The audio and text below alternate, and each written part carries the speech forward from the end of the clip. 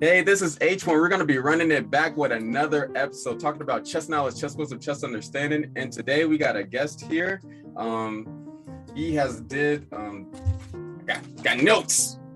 He has did a podcast on Perpetual. He has did a podcast, Perpetual Chess. He has launched it in 2016. Okay, and he has over 1 million downloads on all of his mostly all of his episodes combined, which is really awesome. It's a really big feat, and to actually stay consistent in that is really awesome.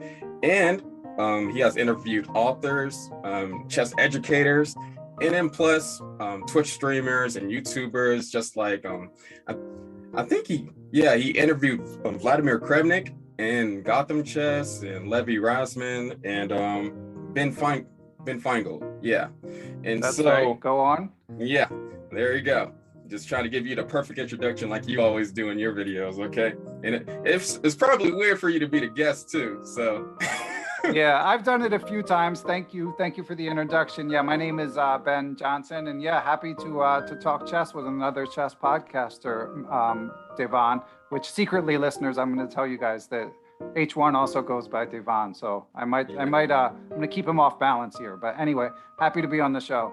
Yeah, I'm glad that you could be on the show. And you know what? This is going to be really fun, really cool, just to get your perspective on chess and how you even started doing the podcast and where you even learned how to play chess too, so that's going to be pretty interesting.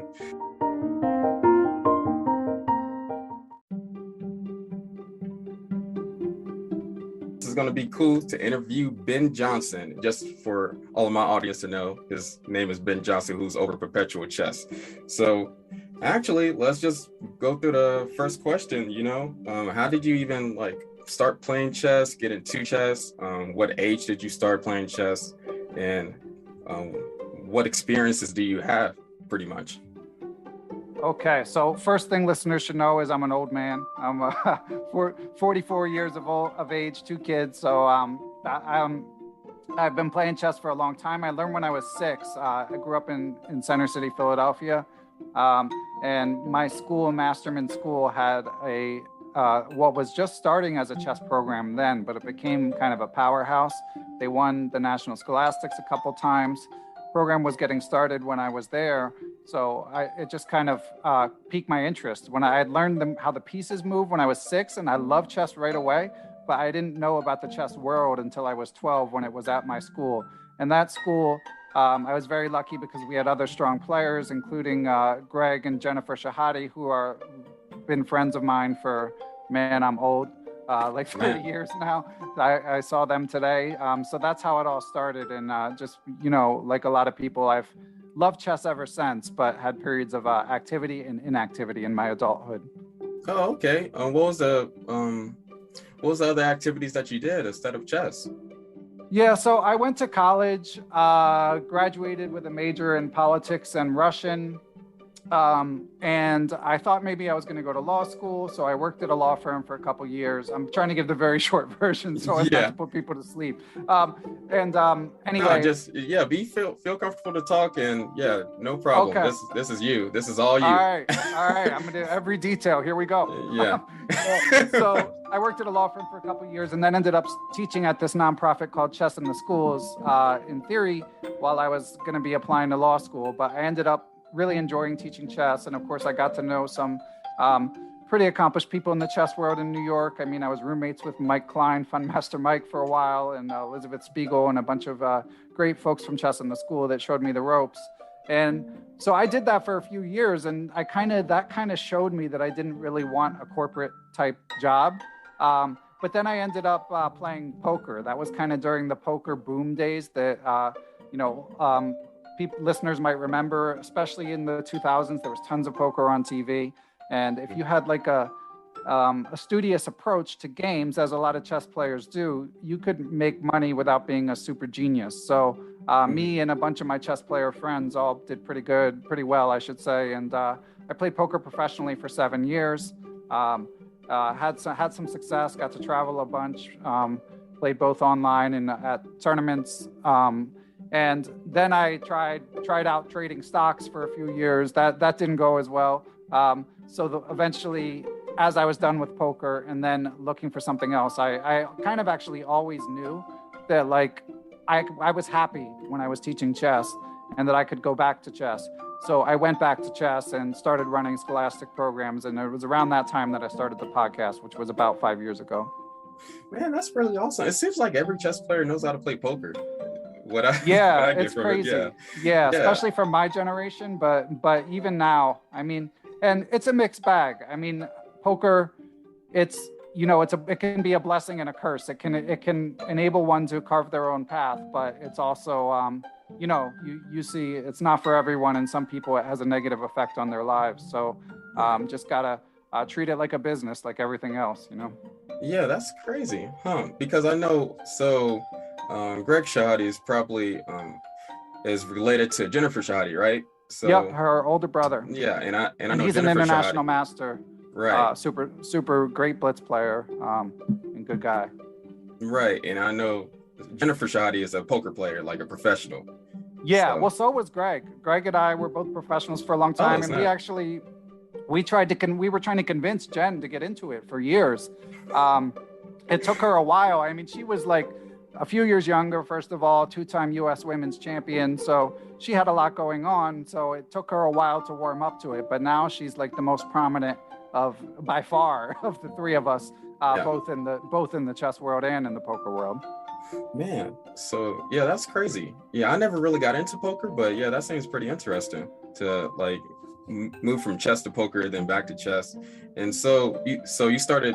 So after you went into college and law school, then you started scholastic programs around the world. Yeah. Okay. Well, I lived Not in around the Pittsburgh world, at the but, time, yeah. so yeah, started locally there. And these days I live in central New Jersey, like kind of smack in the middle between New York and Philadelphia. Yeah, that's a good spot too. So yeah, that's awesome, man. And so did you get taught by Greg Shahadi? I didn't, but I have to give a shout out to his dad, Mike Shahadi, who's also a FIDE master. I've been rated over 2,300 USCF. So when I was a kid, I spent, we were really good friends. So I spent a lot of time at the Shahadi's family house, and Mike definitely would go over games with me. And I said, hooked me up where I sat in on a few lessons he was doing with Greg and stuff like that. And also what Greg gave me and the Shahadis and other folks in that area was just sort of a chess culture. So, so Greg, I mean, now, at some point, since I'm a year older, there was a brief period even where I was stronger than Greg. And, I did make it to USCF master, but it didn't last long where I was stronger than Greg. So nowadays, like if I have a chess question, he's one of the friends that I can ask, but he was never like formally my teacher. Oh, snap. I never really asked you, what's your rating? So my rating peaked at around like 2270 many years ago. It's been moving in the wrong direction for a long time now, Devon, and it's about 2100 now, and it's it's interesting. I don't feel that much worse than I was then, but I think the competition has gotten tougher, and as you get older and have kids, it's even if you feel like you know a lot about chess, it's hard to just play good moves. You make more mistakes. So that's something that comes up a lot on the podcast, and I'm still trying to turn the mothership around, but yeah, it takes a lot of work. It seems like the older I get, I try to do like easier openings, like the London system, or like something that I can just do very quickly. And then most of the chess nowadays is usually like fast form chess, like 5 minutes, 10 minutes, and things of that nature. So yeah, I definitely understand that. Yeah, that's crazy. Yeah, man. Although you're a young man, I will say you have kids though, right? But how old are you, Devon? Yeah, I'm 23. So yeah, you're super young, but you have kids, which changes everything. Or one kid, but that changes everything. That changes your priorities, and it's tough to grind like hours of openings a day. Right. I think I tried it one time. I was trying to learn some openings. I think I was trying to learn the Tarrasch right now, the Tarrasch defense. And yeah, my daughter, everything just becomes, you can't be selfish anymore and just put all your time towards yourself. You have to like put it towards the kid first. Everything is around the kid. So that's admirable though. You're doing the right thing, man. So, so good for you. Chess it's a great hobby. Great if you can turn it into a profession, but family first. Yeah because you don't want to miss those precious moments, Exactly. even though the kid does something that's, yeah, just kids just do stupid things for some reason.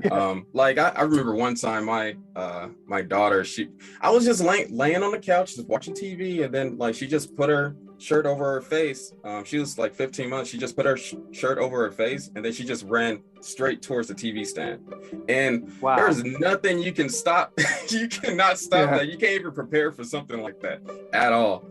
And yeah, it's just a full responsibility, pretty much. And so have you, since your kids are 5 and 8, I'm guessing that you taught them how to play chess by now. And so my 8-year-old, I taught him how to play chess. I ran a program at his school. It just hasn't taken. He's kind of a competitive kid, and I would never let him win. And it seems to have had a negative effect on his interest in chess. So because he likes brain games, but he doesn't like to play chess. And the 5-year-old, I haven't taught her check and checkmate and stuff like that. Excuse me, but we play mini games. So you can, there's like the pawn race where you have just 8 pawns against 8 pawns, and whoever gets one to the other side first. But there's also games you can play that are even simpler than that. So with my daughter, we play one called Collect the Coins, where like each side gets 2 rooks. You put the rooks like on adjacent files instead of the same file, so that they can't just take each other on the first move. And then you put a bunch of coins in the middle of the board, and it's a race. You take turns moving your rook like a rook to see who can capture the most coins. So it's like a way to make the game to still learn taking turns and learn the way one piece moves. And then whoever gets the most coins wins. And she loves that game, but I kind of leave it up to her, like when to introduce more pieces. And we don't play super often, but when we do, she's happy just playing Collect the Coins. Yeah, that's pretty awesome, because I think most grandmasters, they usually start off with something small, something simple, then it builds up from there. So it's usually the kid's decision after that. Yeah, that's what I think. But I think it should be. Yeah, I'm not gonna push them. We'll see. Yeah, you definitely have way more parenting experience than me. I'm a newcomer. Yeah, well, we're all on the same footing. Parenting is the great equalizer. If you're Bill Gates or you work at McDonald's, like you're going to be changing that crappy diaper sometime. So we're all in the same boat. It definitely humbles you pretty much. Yeah. Yeah, shoot.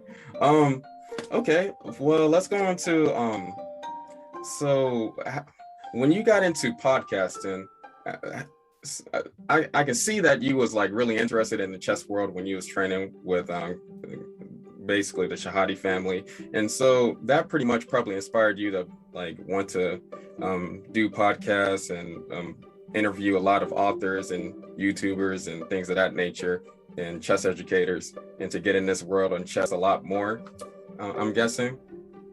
Yeah, that was a big part of it. I'm like, I love podcasts every bit as much as I love chess, and my interests are all over the place. So when I started Perpetual Chess in 2016, there was one chess podcast that kind of came and went.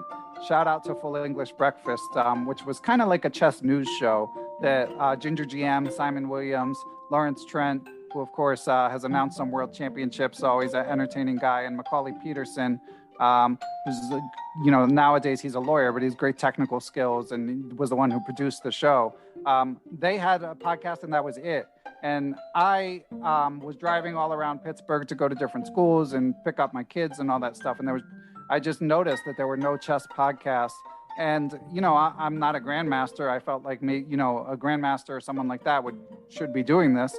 But in the meantime, like no one was. And I, in addition to Greg and Jen, I have some other reasonably well-known friends in the chess world. Like I met Jan Gustafsson of Chess 24 many, many years ago. So we're old friends. And I felt like I knew enough people where I could probably like line up a handful of interviews and see what happened. And that's kind of what I did. And I told myself I'd do it for 6 months and see how it was going. And, it was going well enough after 6 months that I've been doing it ever since. Yeah, that's awesome. Because on that point, like, I guess a grandmaster should be doing it. But at the same time, most of the best teachers aren't grandmasters. So Yeah. it's kind of hand in I don't hand. know. That might have been like a story I was telling myself, because you know how it is when you're like trying to find the energy to do something, and there's also a voice in your head that's rationalizing not doing something. Right. So that was the voice in my head. But if you look at the success of someone like Agad Mater, which obviously has happened subsequently to that, he's proven that there's more to making popular chess content than just how good you are at chess.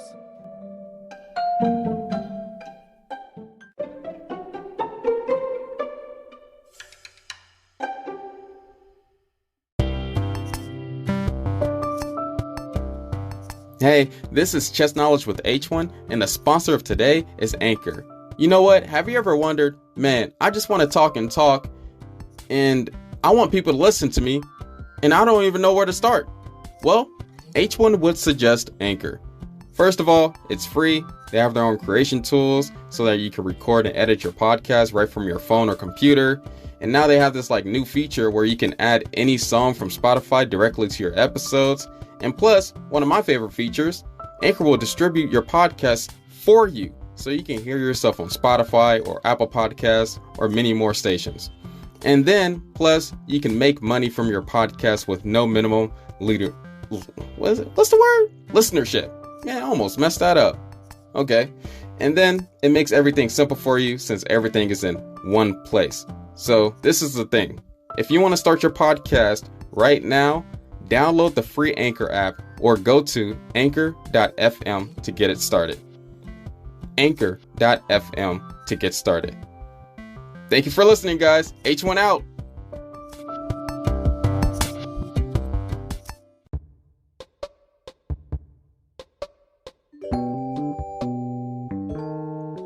This is the waiting room segment. Chess jokes by H1. And the joke of today is, what is the easiest way to move your castle? Remote control. You get it? Remote control. And I know this is kind of reaching for a chess joke. I know it is. But still, it's a joke. Man, you do this job. You do this job every single week and come up with jokes for the waiting room segment. Man, send me some jokes in my DMs on H1 Chess on Instagram. Send me the jokes. Send me. Thank you for listening.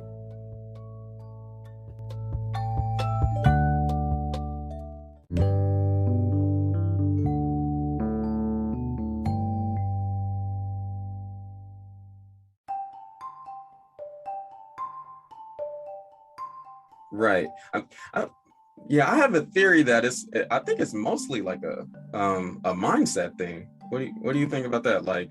Because I know when I was growing up playing chess, I had to get rid of that fear. Like when I was facing high schoolers in middle school, I had to get rid of that fear that they're better than me, and because when you have that mindset that you can pretty much beat anybody. You can't really, in order for you to be at the top, you can't really fear the top, pretty much. Yeah. That's why I have that mindset. Even if I'm playing Magnus Carlsen, I'm going to come after them because usually chess players don't like defending anyway. So so that's why I think podcasts like these are really important so that people can get that mindset maybe over the road or while they're doing dishes, so that when they get into their real chess games, and they can be like, okay, I already know what to do. Let me be more aggressive and beat this guy or something like that. I mean, it helps to have no fear for sure. Yeah. So, man, so that's crazy. So you started at 6. So it took off pretty much after that 6 months after you did the interviews and things of that nature, and you started contacting more people. Yeah, I wouldn't say it took off. Honestly, it's been a very slow and steady climb. I mean, to the extent that anyone could say it took off, it's been within the last, the Queen's Gambit, the last year and a half. But really, it was if you graphed sort of the popularity of the podcast, it's been very slow and steady. I mean, the good thing about the early days is it found a foothold, so that I felt all right, at least some people are listening. I have a base I can build from, and that's kind of what has happened. And I've been, it's even before I was making like any money on it, it was my favorite professional thing, because my other work was fine, but it wasn't as fun to me as like talking to these grandmasters and educators and authors and all that stuff. Right. And yeah, that's really awesome that you actually got to, most people aren't in their passion that they want to do. So that's really awesome that you actually found that and continued it too. And now you got like networking connections, and now you get to basically live this life just talking about chess. I feel like that's really awesome. Knock on wood. Yeah. Hopefully it can continue. Yeah. But yeah, I definitely consider myself lucky. So I try not to take it for granted. That's cool. So, okay, you interviewed a lot of people, right? So what would you say would be the best advice, the like top 3 best advice to give somebody that's starting out playing chess? Out of all the people that you pretty much, like, I know that you got a lot of knowledge in here, right? So it's like, now you have to cipher through all that. So we talking like top 3 chess improvement tips? Yeah. Or okay. I mean, number 1, I'm not gonna, no prizes for originality here, but you really do need to do some tactics. You really need, especially if you're on the newer side to chess, you just got to build that tactical base, learn to visualize the board. And number 2, if you really are, like, I know a lot of adults have gotten into chess, or like they learned how to play when they were a kid, but they never played a tournament. If you are the type of person who kind of struggles with the board coordinates, which I know a lot of adults who didn't play chess as kids do, it really can have sort of, in my opinion, a compounding effect to invest a lot of time early. Like on chess.com has like the visualization trainer where you just the name of the square pops up and you have to click it, and then beyond that you can do like simple visualization drills. Like Chessable has this course called Visualize, where they say, okay, white plays knight to f3, black plays pawn. Say you're speaking from the starting position, white plays knight to f3, black plays pawn to e5. Why is that a mistake? So obviously, very simple question for an experienced player. You just take the pawn. But when you're building from the ground up, I really think it's good to sort of lay the groundwork as much as you can.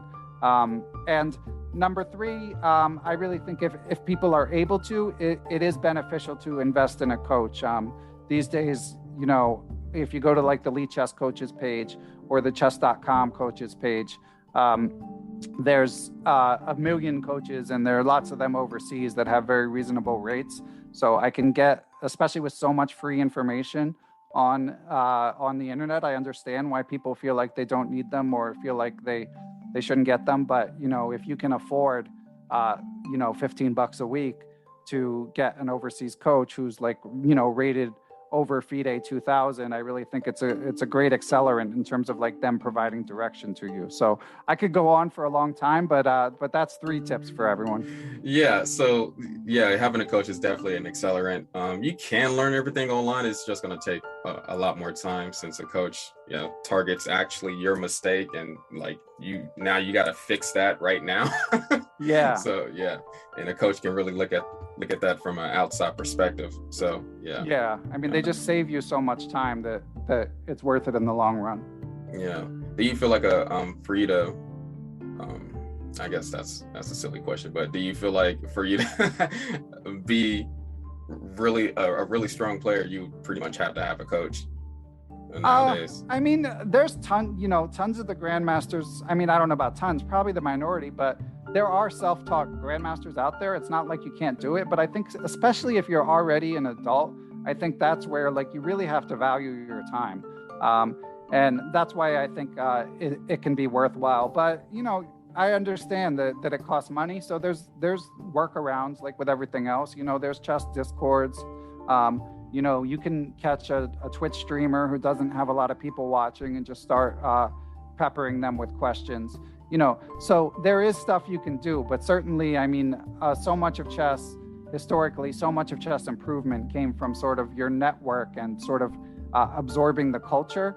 And now with the internet, there's the feeling that you can sort of be enveloped, but there's still no substitute for like just talking about chess with someone, especially if they're a little bit stronger than you. Yeah, definitely. And so, okay, so you mentioned the Queen's Gambit, like pretty much boomed the podcast, because it did basically the same here, right? Because you get a lot more viewership, a lot more people that's trying to learn how to play chess afterwards. So have you actually how did that audience like treat you, and like have you ever got a chance to like talk to some of them and see like because I got to talk to some of my viewers on like a Facebook group, like, oh snap, they watched the Queen's Gambit and they watched it with their family, and then they realized, oh snap, maybe I should play chess. And now a father and their daughter, now they play chess together, which is super cool. What do you think about that gain of audience nowadays? Yeah, it's interesting because my podcast, like, I try to remember if there's some like, you know, random chess term that comes up. I try to work it into the interview to sort of explain what it means.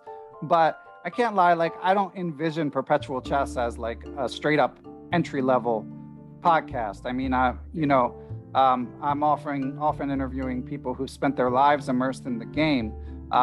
So it took me a while, like the numbers were definitely up, but it took me a while to sort of meet the community of new listeners. I was doing some group classes. I think I heard you mention you're thinking about doing group classes.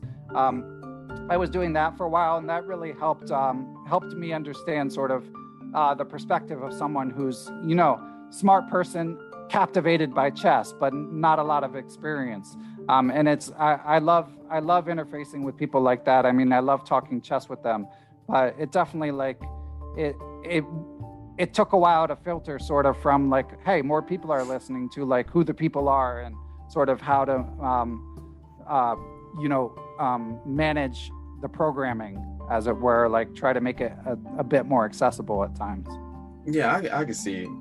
Yeah, I can see that, because your podcast is like, usually you have Grandmaster or International Master, somebody with a title on there, and usually, yeah, you don't go from the beginning. It's not like an entry level. Yeah, so I see how, yeah. So that's really good that you actually try to put some stuff in for entry people so that they can basically understand your podcast. And if you don't mind, Devon, I got to give this stuff a plug. So for anyone listening, go right ahead. Yeah, do what you got to do. I do a series called Adult Improvers, where like instead of interviewing grandmasters, I interview adult chess players who've had some sort of rating gain, and they sort of share some tips, recommend some resources, stuff like that. So I found that a lot of adult chess enthusiasts who maybe are not like super immersed in the culture of chess, but want to improve their games, those are the episodes they gravitate towards. And then I also do ones that are like book recaps, and people really enjoy those. So those compared to like, even if I'm interviewing some legend, you know, like often people newer to chess, like, you know, Vishy Anand's a genius, obviously. And it was amazing to get to interview him. But like, if you're kind of new to the chess world, you might not be able, you know, you might not have as much experience where like your level of chess is able to keep up with all the stories he tells and stuff like that. Right. And okay, so you mentioned the book recaps. Okay, so I know this is like a new era of chess. What do you think is better to study chess? Like reading a really good chess book, or watching like a set of a good series of videos? Yeah, I think it's different for different people. So I need to be actively learning. What I found personally with videos is I start to daydream, and suddenly it's like 5 minutes later and I don't even know like what has been on the past 5 minutes. And with the nature of videos, it's a little hard to go back to the exact spot where you were. And plus I grew up with chess books, so they always will have a special place in my heart. And then of course there's learning tools like Chessable. I have a great relationship with them. They're longtime sponsors of Perpetual Chess. Podcast might not have made it without their support. And I think their spaced repetition is amazing, especially like, so for say 1600 on up, like to learn openings that way is just like a total game changer.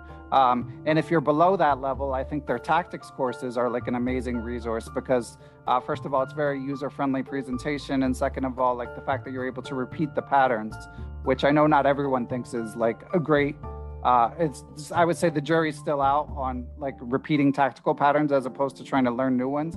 But in my opinion, for adults who like whose memories aren't as sharp as kids, I think it's a great way to go. Yeah.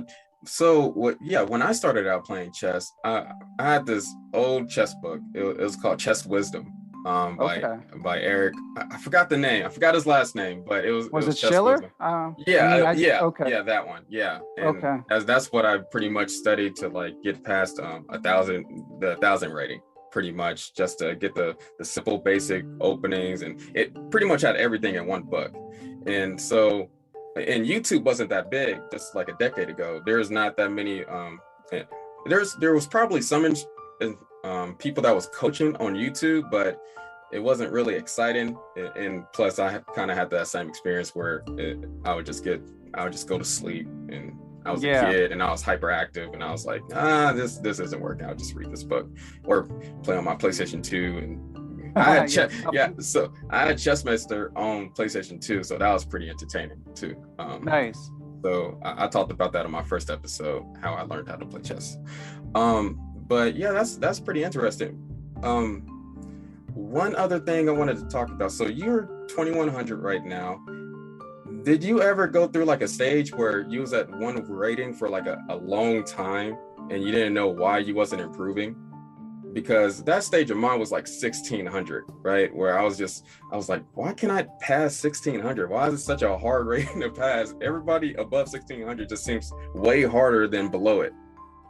Have you ever had like that type of rating? Honestly, more than anything, I'm there now. Now it's been a bumpy road with many breaks in between and children and career changes and all that stuff. So that sort of, it's not like I've been grinding every day, batting my head against the wall. It's been periods of trying to improve and it doesn't happen. And then I just give up for a while, that sort of thing. So this, I mean, honestly, you know, as I mentioned, my rating high is 2270 and my current rating is like 2100. So I don't even expect to reach new highs. I just want to sort of get back to 2200 as like a long-term goal. But before that, I think my biggest plateau was 1900. But I've noticed with a lot of the grandmasters that I interview, you know, they try to be relatable, but a lot of them, it was kind of a glide path. You know, there was just something in their brain where they just kind of slow and steadily ascended. And obviously I'm not a grandmaster, but you know, I went from new to chess to USCF master in about 5 years. So 1900, I might have been stuck for a bit, but I was playing so much and I wasn't fixated on the results. So it doesn't compare to like what I hear from a lot of people encountering now. And honestly, what I myself encounter at this kind of permanent plateau. So that's interesting. You're still active in chess tournaments, right? What chess tournaments do you? I tried to play again last month for the first time. I mean, obviously the pandemic was an issue, so I didn't play for 2 years, and then I played once. But now I got worried about the Delta variant, so now I don't know how much I'm going to play again in the near future. But certainly I've had periods of activity. You know, like 5 years ago in Pittsburgh, I played for like a year and a half, and it's not like I was just suddenly getting better. Like that wasn't what I was doing wasn't enough, clearly. Right. And that just pretty much ruined everything because there wasn't any over the board chess tournaments to play yet. And then online it isn't the same as playing over the board. It just isn't. Yeah. I mean, I always tell people new to chess, like try one chess tournament. You know, you might decide it's not for you. That's totally reasonable, but at least try it because you'll understand it a lot better then. It's hard to explain how much more meaningful it feels. Yeah. Like, for example, if I'm winning a chess game, I like to see the demise right. of my opponent while I'm beating exactly. him. You know? Yeah, I like it. Yeah. So, and I don't get that satisfaction over the board after I beat somebody. Then we just go to the next game, and then I was like, okay. Then I'm sorry, Devon. I have to tell a story. I don't play a ton of online Blitz, I guess it was 2 nights ago, I had I had this experience where it's like, and you're like alone. My wife's asleep. You're like alone in your house, and there's someone you want to tell, and so it's gonna have to be you. I apologize. But Okay, it's fine. I was playing this blitz game on Lead Chess, and we get to a position where it's like rook and 3 pawns against rook and 3 pawns on the same side of the board, and and it's 3-0 the time control, so no increment, and I have like 20 seconds, and he has like 40. And it becomes clear within like a handful of moves, this guy has decided he's going to dirty flag me. So for listeners who don't know what that means, it's like sometimes you there's a gray area in what's allowed and what's not allowed, or what's like what's good etiquette and what's not good etiquette in a speed chess game. But basically, if a game is a dead draw and you have a little bit more time, it's not considered good etiquette to just move until they have 0 seconds. And I don't know, to me, Devon, like when you have 20 seconds and they have 40 and it's rook and 3 on the same side, I felt that this was in the dirty flag category. Before I finish the story, what do you think? So I call it, I just call it a part of the game now, because I don't like to because you can't make it the excuse like, they dirty flagged me. But at the same time, I wasn't like, I didn't manage my time correctly. So I call it just finessing the opponent. Yeah, I mean, I get what you're saying, and like, what are you gonna do? I wasn't gonna curse him out in chat or anything like that. Right, you can't do that online. You can't. Yeah. So, it is what it is. But I wasn't really happy about it. I certainly would give a draw in that situation, and like most people I know would. But anyway, this story has a happy ending, because when there were about 13 seconds on the clock, I see he's moving instantly, and I see his only goal is to flag me. So I put my rook somewhere where he can take it, But if he moves this rook like in the same pattern he has been doing, just up and down one square, I'm going to take his rook. So I made sure to do that when I had enough time to still win the game if he instantly made his move and then I took the rook. So that's what I did. I put my rook in take on purpose where I could then take his, got his rook, won the game. And I was so proud and really wanted to talk trash to the guy. But again, there's no one there. No one cares, Yeah. But, gotta love the beauty of the psychological battle. Yeah, that's good. That's perfect. Not to be like that mean guy, but I support that 100%. It's part of chess nowadays. It seems like every time I play online, every opponent does it. It's just part of the game now. And maybe next time he'll give a draw now. Yeah, exactly. And that too, like he was doing the dirty flagging first. So hey, let's get started. Shoot. But that's awesome.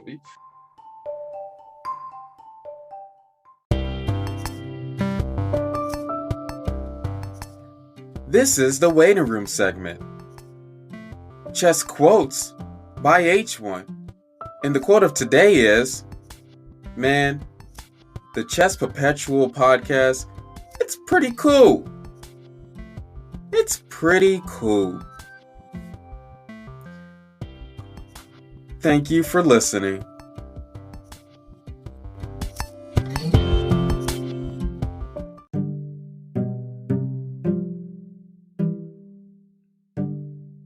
So you play on Lead Chess. Do you play Blitz a lot on there? Yeah, I go through periods of activity and inactivity, but not a week doesn't go by where I don't play, put it like that. But, some weeks I'm playing, again, working parent. So some of my chess online friends, God bless them, they're in their 20s. They don't have a wife and kids.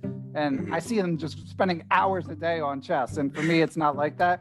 But so on a day where I do a lot, I'll play 45 minutes of Blitz.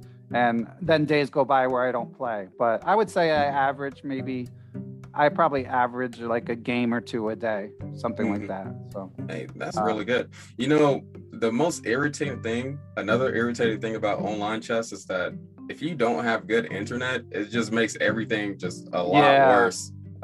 For example, like I could be in I had games like this. I'm completely winning, just 2 queens up, and then like the last move of checkmate, and the internet just decide to mess up. I have to refresh the whole thing, and then the game, it doesn't want to get back into the game because 30 seconds later it just It makes the opponent claim the win, even though they're losing. And I don't even know why they played on, because I had 2 queens.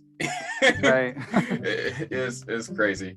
Yeah, it's a whole nother world. Especially, it's kind of weird seeing the top rated like Magnus Carlsen, Fabiano Caruana play online chess too, because it seems like that they have an opportunity to play in their own countries in the World Chess Tour.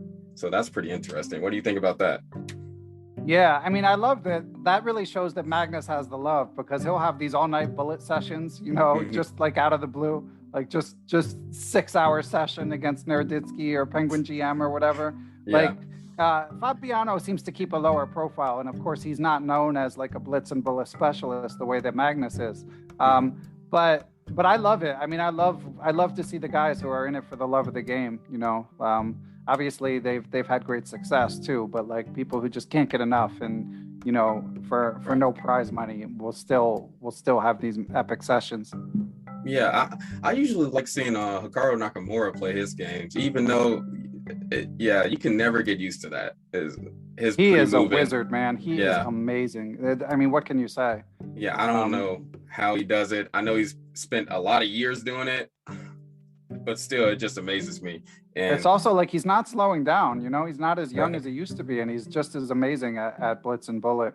Right. What do they say? The age, there's like an age limit where statistically you're supposed to dip down in the rating. I think after 30 years old or something. Yeah. Early but 30s. But I think he's #1 in blitz now, worldwide. Yeah. So it's crazy. He's a streamer, YouTuber. Yeah, that's awesome. Yeah. I like the hustle. Yeah.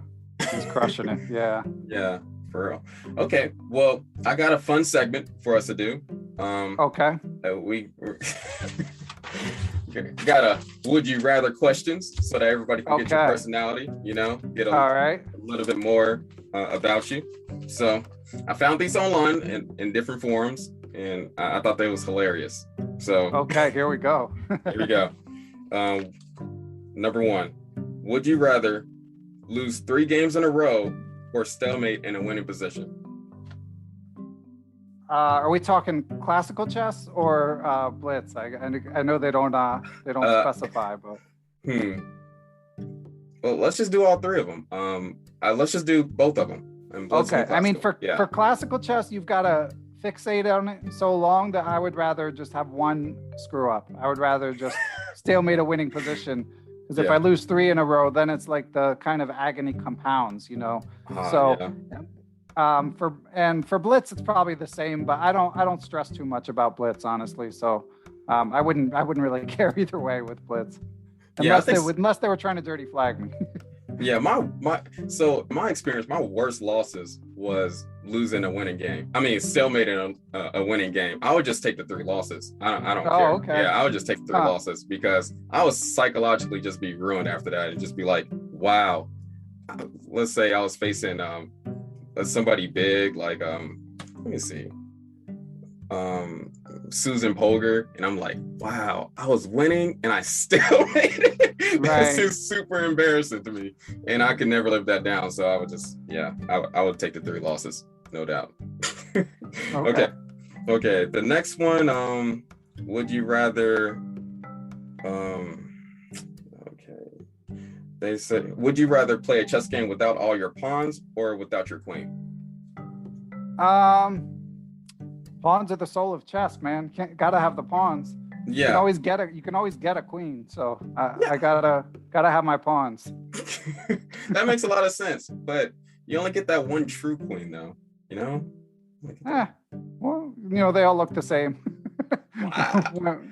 I mean, yeah. You have a family right now. I'm just playing.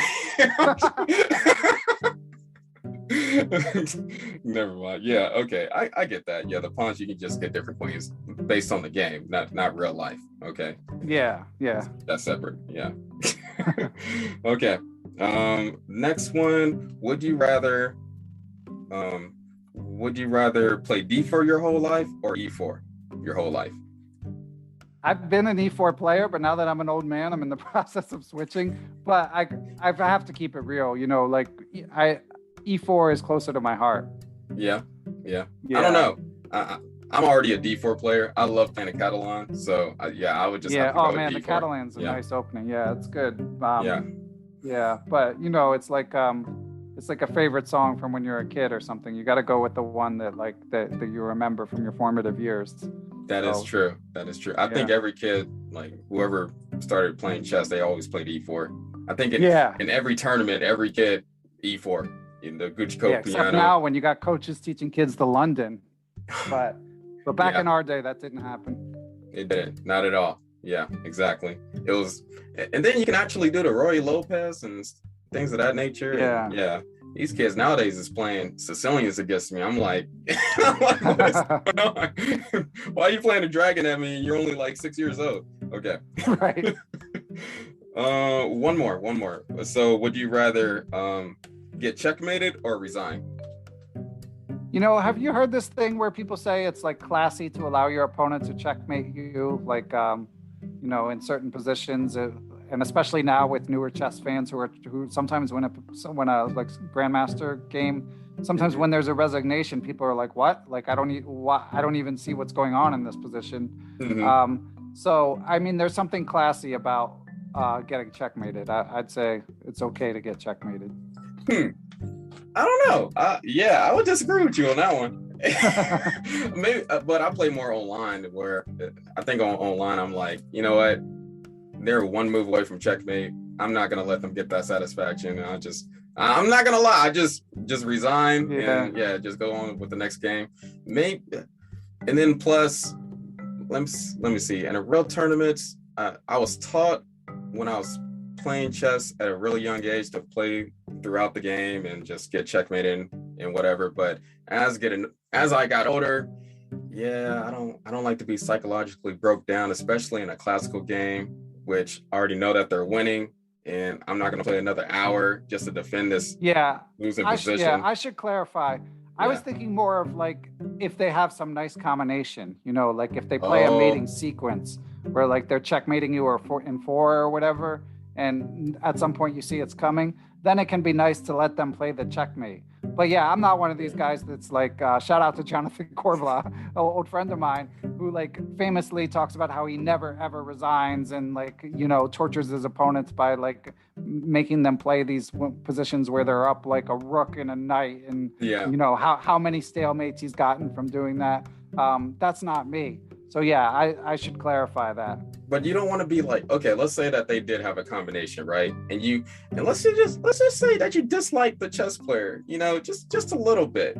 Let's say, and they had like a 3-move combination. You're not gonna just do like 2 of the moves and then just resign that last move. If I dislike them, sure, but that's gonna be the minority. See, I think what it is, Devon, is you're young and you still got like the fire in your belly. I'm an old man. Like I'm.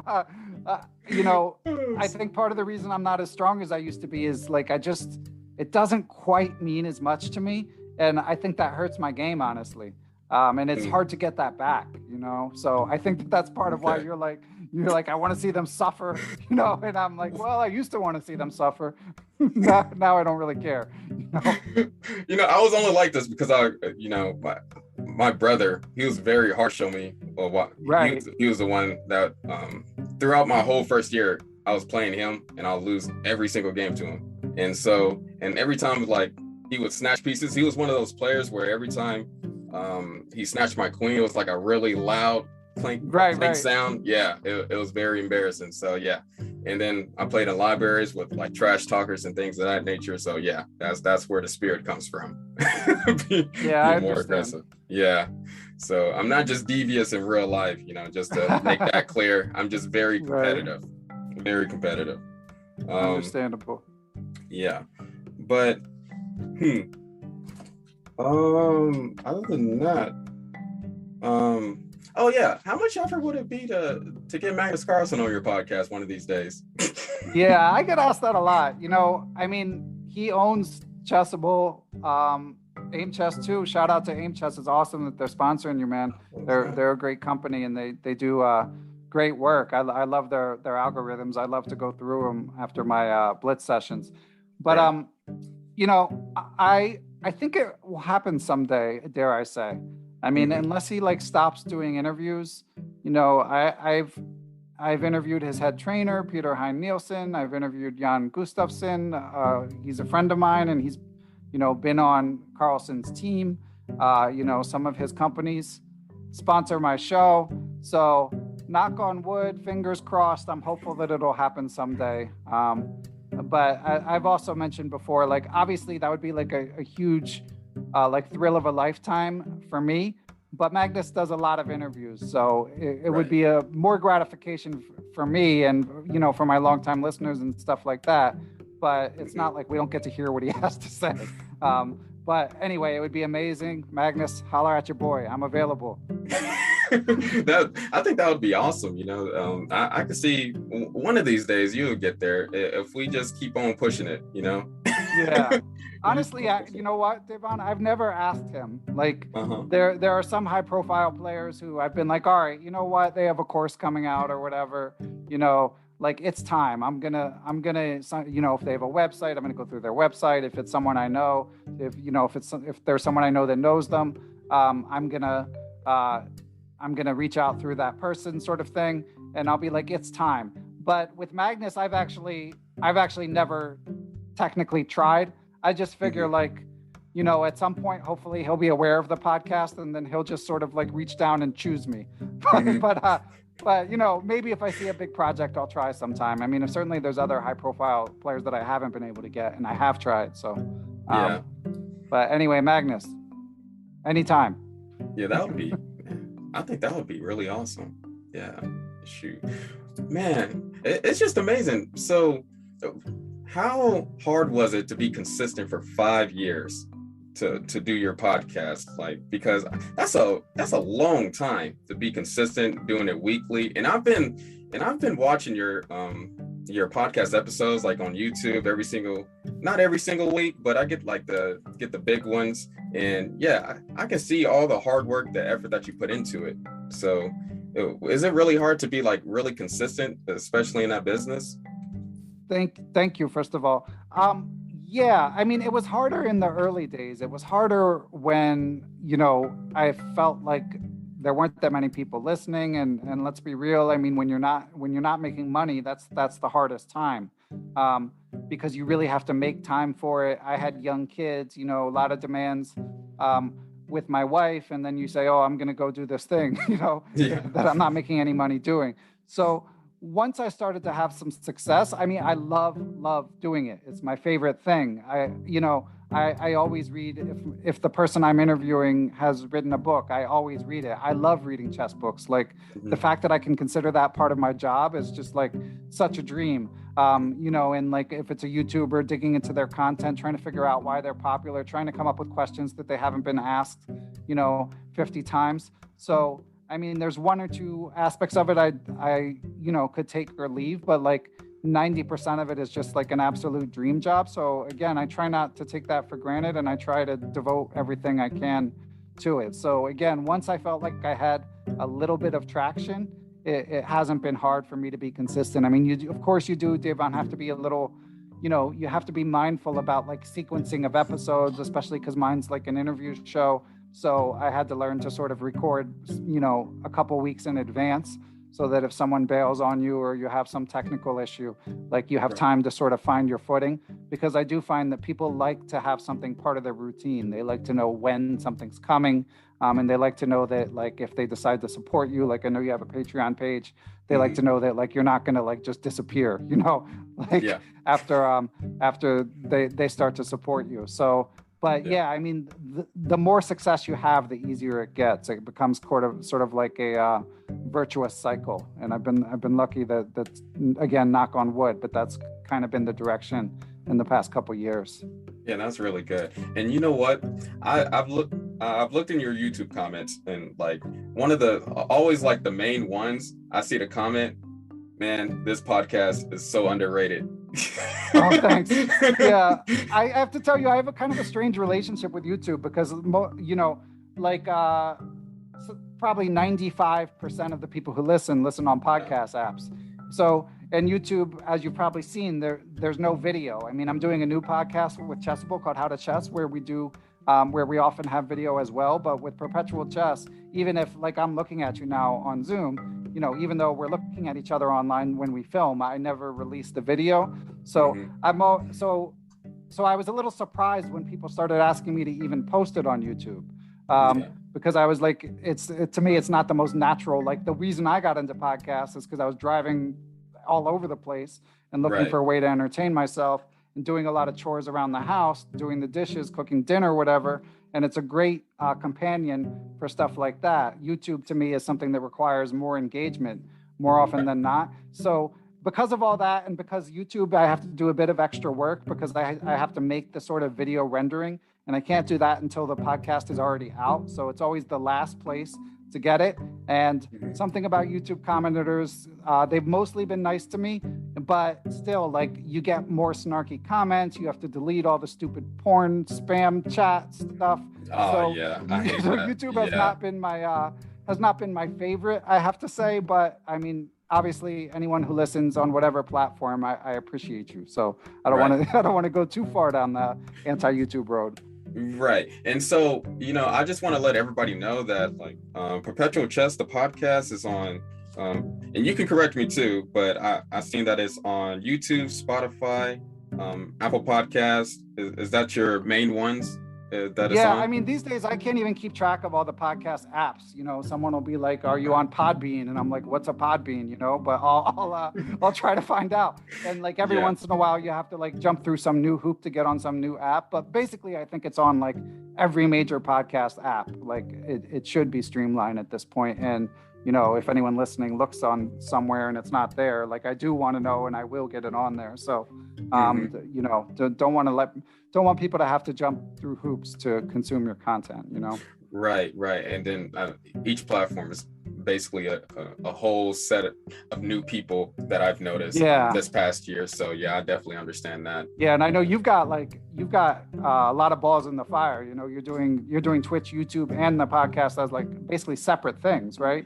I'm gonna lean more into the pod. So podcast is always first. That's always going to be first in my book, since this is my baby, and it took off a little bit quickly, more quickly than I thought it would take off. But yeah, I got consistent viewers, and it's really awesome to like help people out and stuff like that.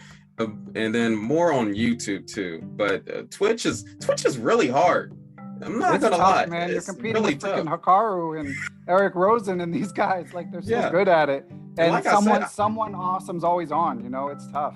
Yeah, and like I said, I have a kid, so I can't do that like 3-hour stream, or I don't have the time. So when it comes to the podcast and YouTube, that's gonna be like my main focus nowadays more than ever. But man, hey, thanks for being the guest. Thanks for being on here. How did you like the podcast? How did you like this episode? Yeah. Good stuff, man. Yeah, it was fun. My pleasure. Yeah. And is there like anything else you would like to talk about or advertise? Your next projects, things of that nature? Yeah, not really. I'm trying to find the energy to write a book.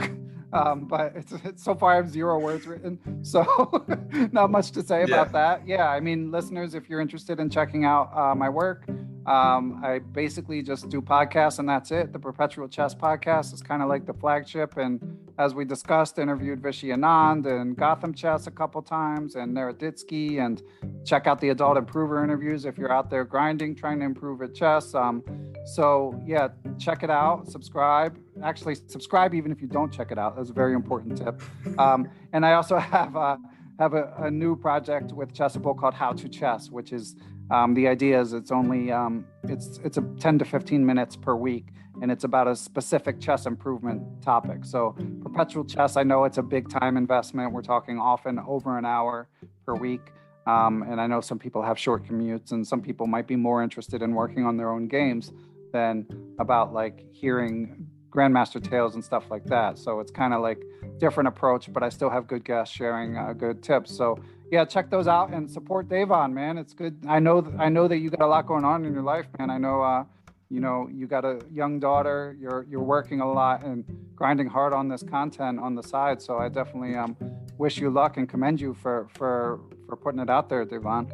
Yeah, thank you a lot. And all the people that is listening, go follow Chess Perpetual. He's on Instagram, Twitter, Oh, and you got to got a give me some website and Instagram tips, everything. man. Yeah. I'm very active on Twitter and I build a decent following there. And on Mhm. Instagram, I just feel like I'm like in a foreign country. I don't know what I'm supposed to do. I mean, Yeah, I do post the yeah. clips and stuff, but like you got to give me some hacks before we get out of here. What am I supposed to do there, man? Yeah, Instagram is kind of hard.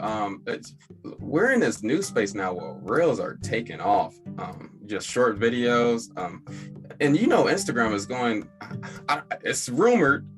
I'm not going to confirm this, but it's rumored that it's going more video. Like they're going to get away from the post. So it's going to go more visual, more video. It's probably going to be like another TikTok platform or Okay. YouTube platform. So yeah, my videos on Instagram has got I was posting pretty much every single day, and I had a steady following each and every day, and then people from the podcast like followed and things of that nature, and that's cool. Thank you for all the people that like DM'd me and like the podcast too, and like the jokes. I really appreciate that.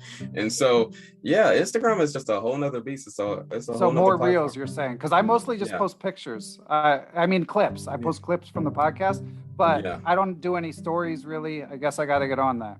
Yeah, it's more visual, more reels, and more videos. That's all I can say about it, pretty much. Okay. Yeah. I don't know if I have it in me, man. I'm an old man, but I'll try. I'll try to keep up with you young bucks. Yeah.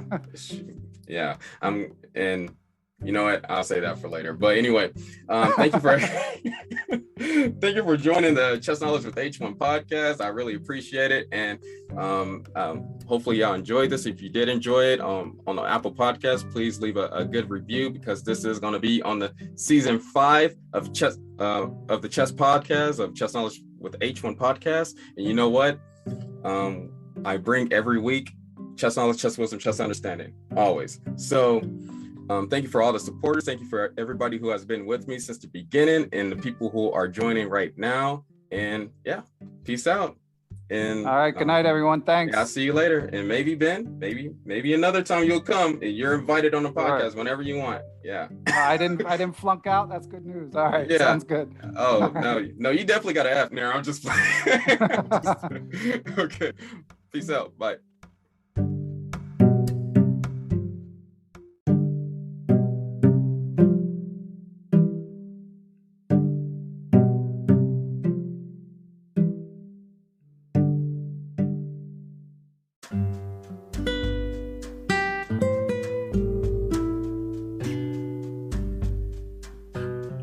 Hey, you made it. Thank you for listening to the episode. And you know what? If you like the episode a lot, please follow so that you don't miss out on any new information. And if you're trying to get better at chess, please follow the YouTube channel Chess Knowledge with H1. And guess what? If you really, really like the episode or really, really like the podcast, if you're on Apple Podcasts, please leave a good review so that we can get some more exposure, because this information is for free.